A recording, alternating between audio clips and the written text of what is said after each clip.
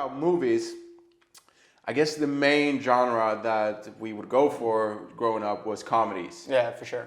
And we've been talking about this topic lately, how, comedies from the past, how comedies have changed, but not only that, like how much comedies influenced us growing up. And the question being that, kids today, are they still as influenced by comedies in the same way that we were? Because personally, I feel that comedies today are totally different and they're not as good as they used to be. And of course, I might be biased due to nostalgia. That might be the case, but I'm not so sure. I think it's a feeling that is felt among a lot of people. Maybe it's all in our age bracket, but because I can remember like the last funny laugh out loud movie that I saw. It would be interesting to talk to a young person and see what they think about today's comedies, but I couldn't tell you the biggest comedy in the last 3 years. I have no idea which one it would be. Right. But growing up, you would have everything from, the Jim Carrey movies like Ace Ventura. You would have Adam Sandler coming onto the scene. Yeah, Will Ferrell. You would have the American Pie movies, and then you would see, comedies evolving into essentially, for lack of better terms, the Judd Apatow style of comedies, where the storyline was a bit more, I don't know if deeper and more mature is the right words to use to describe it, but they were definitely...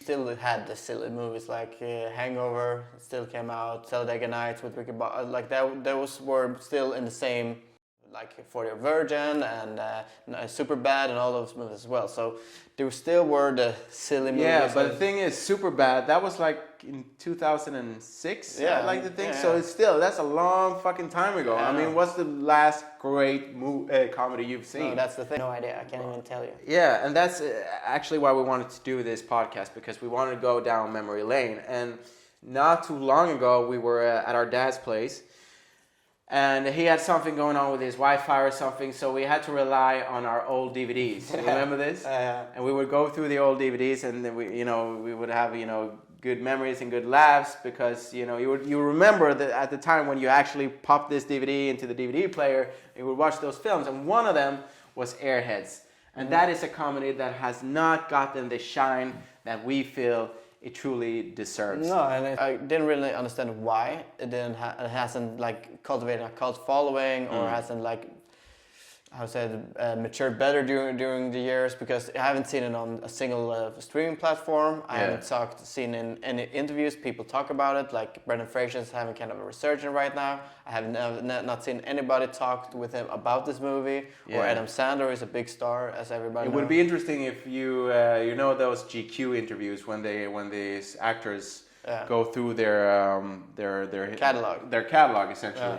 It would be interesting to see if they do one with Brendan Fraser and if they bring up Airheads. No, they're going to probably bring up fucking Jungle George and like George of the Jungle for sure, and the Mummy films and Encino Man, but maybe not Airheads. So essentially, we're gonna spend the bulk of this episode talking about a movie that you can't watch, that wasn't well received back in the day, and that hasn't cultivated a cult following. But fuck it, we think it's great. So we think it's great. But before we dig into the story, I guess we should establish or sort of, outline what makes a great comedy, And for me, it has to stick to the storytelling fundamentals, the 3-act structure, whether you have the first act that covers like the setup of the story, and then you have the conflict in the second act, or the confrontation, and then you have the resolve by the third act, right? Mm-hmm. But then you also need to have strong side plots, so it doesn't become like a one-dimensional story. Some comedies don't really rely on side plots that much. Airheads does. We'll get into that. But I think it's really important. And then, for me, the third, and I'm going to let you in here, that's, of course, the cast. It needs to be balanced. There needs to be chemistry, and there needs to be, really comedically gifted actors and actresses, Yeah, but this maybe is like a stupid point, but it's most important. It needs to be funny. I should have said that first. I mean, it needs to be fucking funny. I mean, just because something is silly doesn't mean it's funny, or something is stupid doesn't mean it's funny. Like, there's a lot of, we're going to get into this later in this episode, but there's a lot of funny quotes, situations, predicaments that are put in the actors and the cast and the story where it goes. Exactly. No, that is true. But I figured, should we just establish like the criteria for like why we think it is an underrated movie? So if we go back to when it was released, you know, it was a box office flop. Mm-hmm. It had a budget of around $12 million and it grossed like almost close to $6 million. It had mainly negative reviews, except for like one positive review, which I've seen, which was, you know, from Peter Travis, Rolling Stone, a very acclaimed film critic. Mm-hmm. So, you know, tap myself on the back for that one, if we think the same way that Peter Travis does in this regard. But yeah, so that's one thing. What else? What other criteria could it be? That it hasn't aged, that it hasn't cultivated a cult following, like exactly. you said? Yeah, because like there's a lot of movies that come out and doesn't have didn't was a box office hit, like Zoolander, for instance. I think that's just the top of my mind right now. Zoolander was a big movie that came out, but over the years it's become a classic movie, a classic comedy. And those are the kind of things, like, even though maybe it wasn't right at the time, because I know the year that Airheads came out, same like it was Forrest Gump, Lion King was like a lot of big movies the same year, so it's you can easily forget or get lost in the I don't know, whatever. Yeah. All right, so let's dig into the plot of Airheads. So essentially what it's about is like it's a band called the Lone Rangers, which just in itself is funny, because why would 3 members be calling themselves the Lone Rangers? Exactly. You're not exactly lone, are you? Alone. There's 3 of you, yeah. And that's actually a reference from the movie. Yeah. But there are 3 struggling musicians. They're in a band, and they're pretty much come, you know, at a crossroads. You know, mm-hmm. They're getting neglected, and they're getting discarded when they try to break into the music industry. They're trying to have their demo played on different radio stations, and they get rejected. Yeah, like time is passing them by. Yeah, the industry and everything. They're getting older. They're not a step closer to achieving success or anything than they were like years ago. And like one inciting incident is when like the main character Chaz, played by Brendan Fraser, who's like the aspirational character of the 3, he gets left by his girlfriend, and she essentially says that he's a loser and that he won't make it. You know. Yeah. But he is to some extent undeterred. Like he feels that they have like one more shot to give to this dream, right? So they end up going to a radio station, which is a rock and roll radio station, with the intent to have their demo played. Yeah. Right? But they're not let in. No. So what they come up with a great idea, which is essentially just break into the radio station, which they also fail at.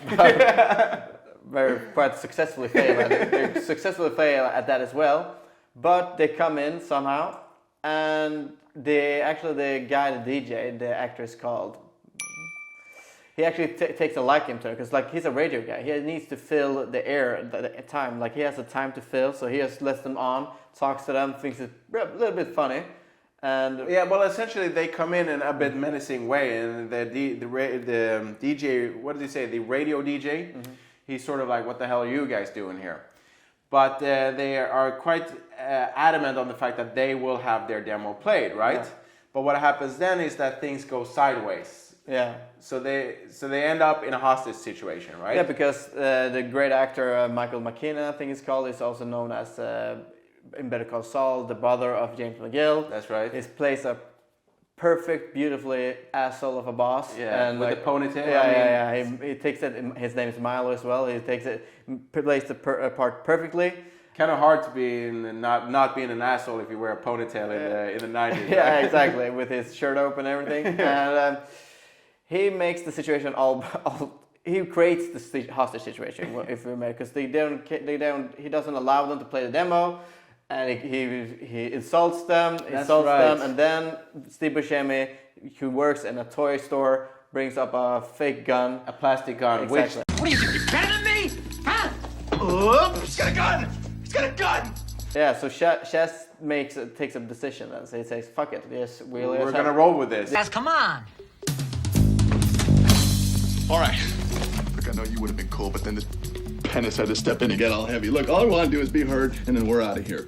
The staff reacts like, okay, we'll play your goddamn demo. Yeah. So when they start playing it, No, sorry. Yeah, they have like this old cassette, right? Yeah, because it makes his vocal sounds better. As I said, we should have brought a cassette. The cassette deck knocks out the low end and it makes my background vocals sound like someone's stepping on my nuts. God, Mr. Perfectionist. So I have to bring out this old machine, but because it's so old, it eats the tape. Yeah. So they do the logical thing, which is to try to escape. Try to escape.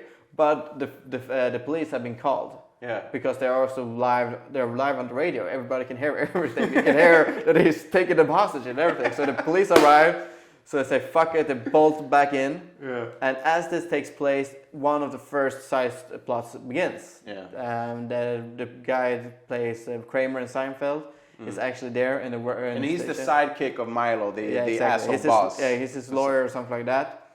And he hears everything, but he's not in the room. And the other people doesn't know why. Doesn't know he's at the radio station. That will be revealed later in the movie. We don't tell you because it's a bit of a spoiler, maybe. Come on, let's go.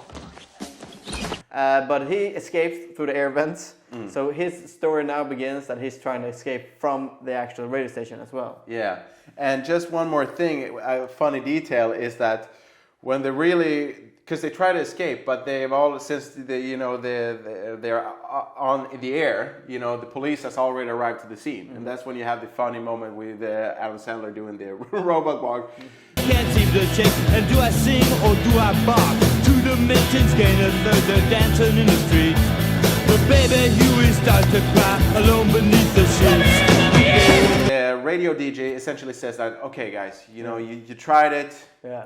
But there's only one thing to do now, and essentially, he wants Chaz and the up, rest to understand that okay, it's time to give yourself up. You fucked up. You tried, but you failed. Yeah. But he's like, oh yeah, we need to get the other demo. Exactly. Get the backup. So what happens? And that creates another side plot. Sorry to now, interrupt you. Exactly, because now a lot of people goes to the station because it's a hostage situation. Everybody listening to radio goes there. More police arrive. And they start to so the police officer comes out and tries to negotiate the hostage situation because that's what you do with terrorists or what you're going to call it. And he just says that he just wants to get his tape from the. That's his only demand. Yeah, exactly. And his girlfriend, his ex-girlfriend, has the tape. Is the only one with the tape. Exactly. Right? So then he sends out Chris Farley, who plays a police officer here. On his mission to find the girlfriend to ultimately retrieve the backup demo. A sweep of the Sunset Strip for the girlfriend. I want you there to supervise. Whoa.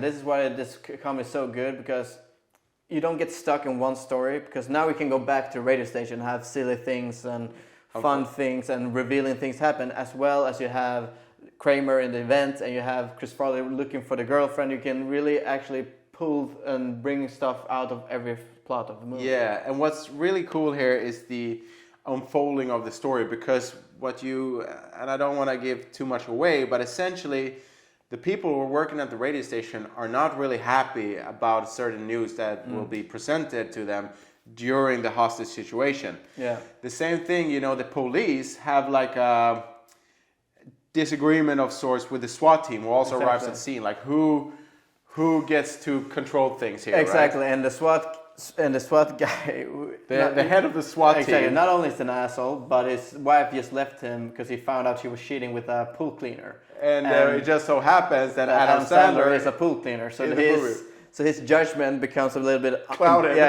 Clouded and impaired.